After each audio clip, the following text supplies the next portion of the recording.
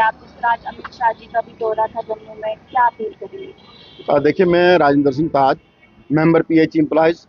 United front Jammu province. Amit Shah ji का हमारे धरने के दौरान शायद तीसरा या चौथा दौरा है, और हर दौरे पे हम ये उम्मीद करते हैं कि जैसे वो अदर यूटी को कोई ना कोई, जब वहाँ जाते हैं तो कोई ना कोई तोहफा देते हैं, तो हम उनसे ये उम्मीद करें जैसे लेह लद्दाख यूटी को उन्होंने एक अच्छे मिनी वेज दिए हैं, वैसे ही उसी पैटर्न पे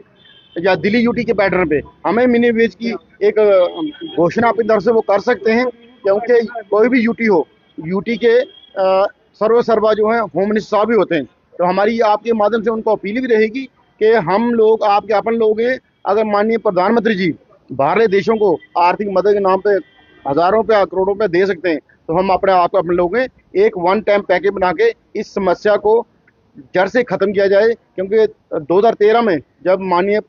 प्रधानमंत्री जी बीजेपी के इलेक्शन कैंपेन कमेटी के चेयरमैन थे, तो उनके सामने ये विषय रखा गया था स्टेज से, जुगल जी ने रखा था, उस समय बीजेपी के स्टेट प्रेसिडेंट थे, कि जम्मू कश्मीर में धारा 370 के बाद अगर कोई बड़ा मसला है वो 61-68 कैलोरी डेली वेजन है, और मैं पीएचई के जो 30-32 हज़ार कैलोरी डेली वेजन उनकी बात करूँ, हम लोग एसएससी सर्विस में आते हैं जिसके बेनिफिट हमें नहीं दिए जाते। परमानेंट एम्प्लॉयज को 2.5 दिन की वेजेस सैलरी अलग दी जाती है, प्लस उसके अलावा उनको और भी बेनिफिट दिए जाते हैं, वीकली ऑफ दिया जाता है। तो आपके माध्यम से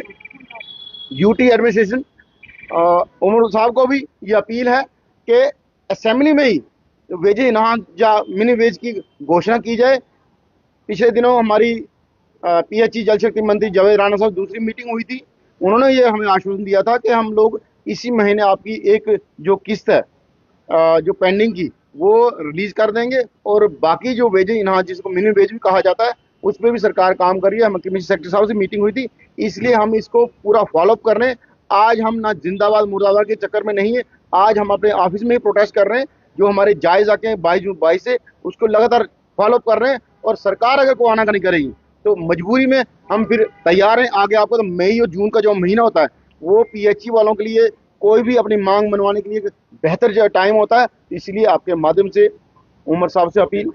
एलजी साहब से और अमित शाह जी अपील, इसको पॉलिटिकल मुद्दा ना समझ के, इसको सियासी मुद्दा ना समझ के, इसको ह्यूमन इशू समझ के इसको वंस फॉर ऑल हल किया जाए।